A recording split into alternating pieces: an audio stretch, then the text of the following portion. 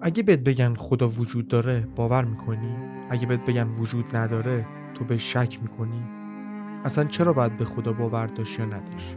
از دیرباز سوالای درباره وجود خدا یکی از پیچیده‌ترین و بحث برانگیزترین موضوعات بشر بوده. فیلسوفانی مثل دکارت، نیچه، کانت، سارتر هر کدوم دیدگاه متفاوتی داشتن درباره این مسئله. بعضیا گفتن که خدا اساس تمام حقیقت هاست. بعضی هم گفتن که ساخته ذهن بشره و بعضی هم گفتن که اصلا این سوال اشتباه. اما باور یا عدم باور به خدا فقط یه بحث فلسفی نیست. این باورها روی زندگی، اخلاق، تصمیم گیری و حتی هویت ما تاثیر دارن. و توی این ویدیو ما نگاهی میندازیم به تفکرات فلسفی در مورد خدا، ایمان و شک. آماده ای که ذهن تو به چالش بکشیم؟ پس بیا با هم دیگه تا آخر این ویدیو رو پیش ببریم.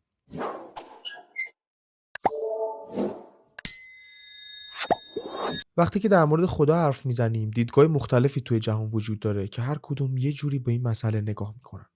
بعضیا به وجود خدا اعتقاد دارن و بعضی هم ردش میکنن و بعضی هم نظر قطعی راجبش نمیدن و به طور کلی دیدگاه و تفکرات به شدت با هم دیگه در مواردی متفاوتن. دیدگاه اولی که یکی از مرسوم ترین دیدگاه هستش در جهان امروز ما حداقل و یا تا زمانهای گذشته، خدا باوری یا تئیسمه. خدا باوران میگن که یه موجود برتری وجود داره که دنیا رو خلق کرده و معمولا هم توی زندگی انسان نقش داره و اینا به چند تا دسته و شاخه تقسیم میشن. اولیش توحیده. میگه که فقط یک خدا وجود داره و ادیان ابراهیمی مثل اسلام، مسیحیت و یهودیت این موضوع رو قبول دارن. بعدی چند خداییه. چندین خدا وجود داره که هر کدوم یک وظیفه ای رو دارن. توی هندویسم، آیین‌های یونان و روم باستان و اساطیر اسکاندیناوی همچین چیزی وجود داره. تفکر بعدی که یه مقداری با مذهب مشکل داره اما خدا رو قبول داره، دیسمه. دیسم میگن که خدا دنیا رو خلق کرده ولی دیگه توی اون دخالتی نداره. بعد از متفکرای عصر روشنگری مثل ولتر و توماس جفرسون به این دیدگاه اعتقاد داشتن. یه سری این وسط اومدن گفتن که آقا این خدا و جهان با هم دیگه یکیان به اسم پانتئیسم. اینا توی بعضی از فلاسفه شرقی و تفکراتی مثل اسپینوزا هم دیده میشن که میگن انگار خود خدا طبیعته و طبیعت همون خداه. تفکر بعدی که میگه خدا داخل جهانه و فراتر از جهانم هست، پانبئیسمه. خدا توی جهان هست ولی فراتر از اون هم وجود داره. این دیدگاه توی بعضی از مکاتب مسیحی و فلسفه‌های شرقی به شدت دیده میشه. بیاید یکم از این جریانات خداباورها دورتر بشیم تا به تفکرات دسته‌بندی بعدی برسیم. حالا میریم سراغ کسایی که شک دارن در باوری که به یک خالق یا هر چیزی دارن برای خودشون. به اینا میگن ندانمگرا، آگنوستیسم. اینا تو یک گروهی هستن که میگن ما نمیدونیم خدا وجود داره یا نه، نمیتونیم هم چیزی راجبش بگیم. این هم چند تا مدل داره برای خودش. اولیش ندانمگرایی سخت. میگن که اصولاً غیر ممکنه که بفهمیم خدا هست یا نه.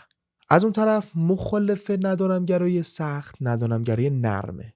اون میگه که فعلا نمیدونیم ولی خب شاید یه روزی بفهمیم. جفت اینا رو بذاریم کنار، یه ندانمگرایی دیگه هم داریم به اسم ندانمگرایی الهیاتی. اینا میگن که مهم نیست که خدا هست یا نه، چون روی زندگی ما خیلی تاثیر خاصی نداره. گروه بعدی گروهی هستن که کلاً اعتقاد ندارن و حتی سعی میکنن به خودشون شک هم را ندن.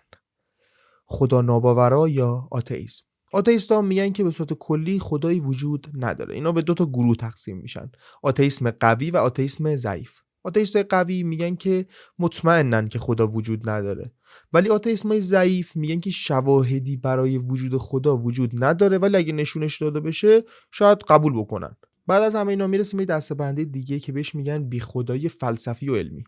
یه سری از فیلسوفا و دانشمندان مثل نیچه، مارکس، فروید، برتراند راسل و ریچارد داوکینز میگن که ایده خدا یه توهمه یا یه ابزار اجتماعی بوده که برای کنترل مردم بیاد استفاده بشه و این فیلسوفا و دانشمندا سعی کردن که روی حول محور این جریان ببرنش جلو.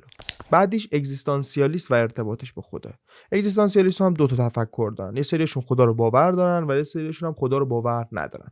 اونایی که باور داشتن مثل سورن کرکگور و بعضی از تفکرات مسیحی میگن که آقا وجود خدا یه مسئله شخصیه و باید با ایمان پذیرفته بشه. از طرف دیگه اگزیستانسیالیستای خدا ناباور مثل سارتر و کامو میگن که جهان بدون معناه و خدا هم وجود نداره، پس ما باید خودمون به زندگیمون معنا بدیم.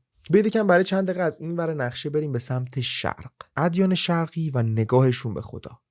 اولین دیدگاه بودیسمه یه سری از شاخه‌های بودیسم اصولا به خدا اعتقاد ندارن و میگن که باید روی روشنگری شخصی تمرکز کرد. جینیسم تفکر دیگه شرقیه که میگه به خدای شخصی اعتقاد نداره، ولی میگه نیروهای معنوی هستن که کار ما رو دارن کنترل میکنن. تائویسم یه جورایی بین خدا و طبیعت مرز قائل نمیشه و میگه که همه چیز باید توی تعادل و یک بالانسی وجود داشته باشه. خب اصولا شاید یه سری از این دیدگاه و تفکرات با هم دیگه همبودی داشته باشن، ولی به خاطر فاصله جغرافیایی که داشتن خب یه سری فیلسوف توی شرق به این نتیجه رسیدن و یه سری فیلسوف توی غرب، ولی خب تو جزئیات قاعدتا خیلیشون با هم دیگه متفاوتن.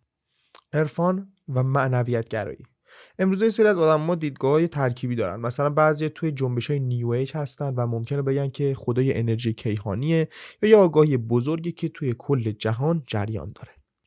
شک‌گرایی دینی و فلسفی. یه سری از فیلسوفا و متفکران نمیتونن خدا رو اثبات کنن، نمیتونن ردش کنن. این دسته شامل چند تا دیدگاه معروف میشن. اولیش پیرونیزمه. این شک‌گرایان قدیمی مثل پیرون السی میگفتن که ما هیچ وقت نمیتونیم درباره مسائل متافیزیکی به قطعیت برسیم، پس بهتره که کلا قضاوتشون نکنیم. توی فلسفه تحلیلی قرن 20 بعضیا مثل کانت و حتی خود وینکتنشتاین گفتن که صحبت‌های درباره خدا ممکنه اصولاً بی‌معنا باشه، چون از دایره تجربه ما خارجه و ما نمیتونیم روشون قضاوت یا تفکری بکنیم.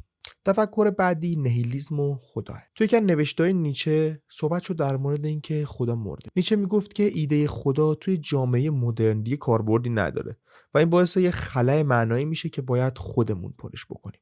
حالا توی این نهیلیسمی که ما داریم راجع بهش صحبت می‌کنیم چند تا تفکر وجود داره. نهیلیسم مطلق.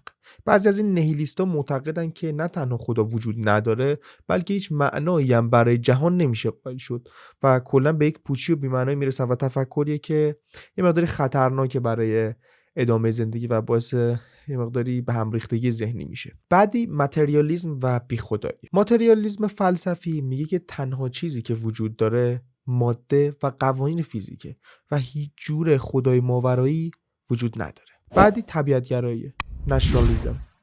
کسایی که اینو قبول دارن میگن که آقا جهان بر اساس قوانین طبیعی کار میکنه و نیازی به فرضیه خدا نداریم. کارل ساگان و داوکینز از طرفدارای این تفکر. حالا خیلی جالبه، یه تفکر متفاوتی هست به اسم پوچگرایی مذهبی. یه سری جنبش‌های فکری توی ادیان مختلف هم هستن که به نوعی با بیخدایی یا بی‌معنایی ترکیب شدن. مثلا بعضی از شاخه‌های بودیسم یا صوفیگری به نوعی از فنا و رهایی از هر گونه تصویر مشخص از خدا دارن حرف میزنن. بریم سراغ الحاد فرهنگی و سکولاریسم. یه سری آدما ممکنه توی یه جامعه مذهبی زندگی بکنن ولی خودشون به خدا اعتقاد نداشته باشن یا براشون مهم نباشه. مثلا یهودیای سکولار. اینا فرهنگ یهودیت رو حفظ میکنن ولی خب به خدا اعتقاد ندارن. یا مثلا مسیحیای فرهنگی که توی خانواده مسیح بزرگ شدن ولی دیگه اعتقاد عمیقی به خدا ندارن. حالا بریم راجع به خدا در فلسفه سیاسی و اجتماعی نگاهی بکنیم. مارکسیسم و خدا. مارکس میگفتش که دین افیون توده هاست و توی جوامع کمونیستی اصولا نیازی به خدا دیده نمیشه. خب داره میگه که توی اکثریت مردم چون سطح اجتماعی و شرط زندگی پایینی دارن، این خدا براشون مثل یه آرامش بخشیه که اینا رو حالشون رو بهتر بکنه و میگه وقتی جامعه کمونیستی بشه و شرط زندگی خوب بشه دیگه اصلا نیازی به همچین جریانی نیست. آنارشیسم دینی. یه سری آنارشیستا مثل تولستوی به یه جور خدایی معتقد بودن ولی دین‌های رسمی رو به طور کلی قبول نداشتن و خودشون هم حتی توی دسته دئیسما قرار نمیدادن، چون یه سری قاعده اصول ریز داره که خیلی‌ها حاضر نیستن بپذیرنش. پست مدرنیسم و خدا. پست مدرنیست‌ها معمولاً در مورد خدا یه دیدگاه نسبی گرایانه دارن. یعنی میگن که تعریف خدا توی هر فرهنگی فرق میکنه و هیچ تعبیر قطعی از اون وجود نداره. ژاک دریدا و لیوتار و فوکو از فیلسوفایی که با این دیدگاه درگیر بودن. بریم سراغ فراانسانگرایی و خدا. با پیشرفت تکنولوژی یه سری از متفکرها و دانشمندان این سوال مطرح کردن که ما میتونیم نقش خدا رو بگیریم. حالا اینجا تفکرات متفاوتی صورت میگیره. فراانسانگرایی بی خدایی. بعضیا میگن که با هوش مصنوعی و مهندسی ژنتیک ما میتونیم چیزایی رو که به خدا نسبت دادیم مثل جاودانگی یا خلق زندگی رو خودمون انجام بدیم. پس دیگه نیازی به مفهوم خدا ما نداریم. از اون طرف فراانسانگرای معنوی برعکس اینه. فکر میکنن که پیشرفت علم ما رو به یه درک جدیدی از خدا یا یک موجود برتر میرسونه. مثلا ریکرزول میگه که ممکنه روزی هوش مصنوعی به یه آگاهی برسه که چیزی شبیه خدا باشه. یه نظر جالب اینه که شاید توی یه شبیه سازی داریم زندگی میکنیم و اون کسی که این شبیه سازی رو ساخته چیزی شبیه خدا باشه. نیک بوستروم فیلسوف سوئدی این نظریه رو مطرح میکنه. این دیدگاه یه جورایی بین علم و خداباوری قرار میگیره. یه تفکر هست به اسم الهیات شکاکانه. یه سری از فلاسفه حتی میگن که خود سوال در مورد وجود خدا هم بی‌معنیه، چون اصلا تعریف مشخصی ما از خدا نداریم که بشه روش بحث کرد. امروز هم گروه‌های مذهبی و گروه‌های بیخدا در حال تحولن، مثل جنبش‌های بیخدایی جدید. افرادی مثل سم هریس و ریچارد داوکینز و کریستوفر هیچنز دارن با قدرت بیشتری بیخدایی رو ترویج میکنن. در مقابلش هم یه چیزی به اسم الهیات پویشی داره شکل میگیره که یه جور تفکر مدرنه که میگه خدا هم مثل دنیا در حال تغییره و یک موجود ثابت و غیر قابل تغییر نیست. حالا در نهایت هم مثل تفکراتی باب شده به تفکراتی که ترکیبی ان و الهیات شخصی ان. یعنی یه ترکیبی از همه باورها رو دارن. مثلا ممکنه یکی به کارما اعتقاد داشته باشه، به یه خدای شخصی هم باور داشته باشه و به یه جور انرژی کیهانی هم در کنار اینا باور داشته باشه که خیلی هم تو دنیای مدرن امروزه رواج پیدا کرده.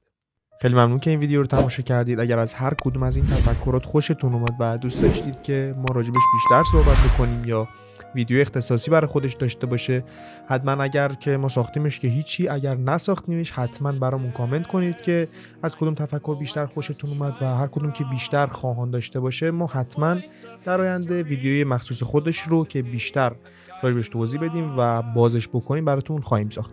اینجا هم براتون میاد یک سری از دسته‌بندی هایی که ما داریم در مورد فلسفه و در مورد تاریخ و در مورد سیاست که هر کدوم که شما دوست داشتین رو میتونید از پلی لیستا تماشا بکنید.